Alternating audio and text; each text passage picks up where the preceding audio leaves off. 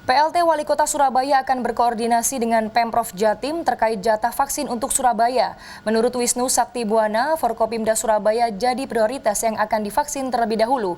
Sementara menurut pakar epidemiologi UNAIR butuh stok vaksin hingga 80% dari jumlah populasi untuk mengendalikan COVID-19 di suatu daerah.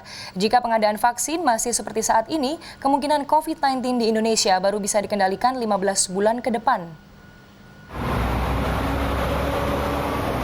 Pasca kedatangan 77.760 dosis vaksin COVID-19 Sinovac, PLT Wali Kota Surabaya Wisnu Saktibuana akan berkoordinasi dengan pemerintah Provinsi Jawa Timur terkait beberapa jatah vaksin COVID-19 untuk Kota Surabaya.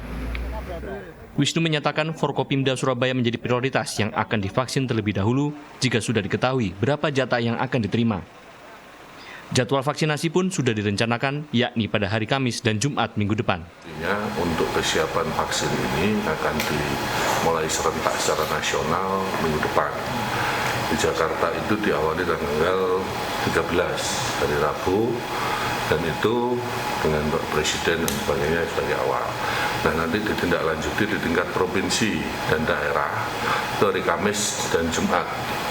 Ini tadi saya sudah perintahkan kepada Dinas Kesehatan dan Pak Sekda untuk berkomunikasi dengan provinsi, karena vaksin kan turunnya di provinsi. Pakar epidemiologi Universitas Airlangga Windu Purnomo menyatakan suatu daerah minimal membutuhkan 80% vaksin dari total populasi untuk bisa mengendalikan COVID-19 di suatu daerah.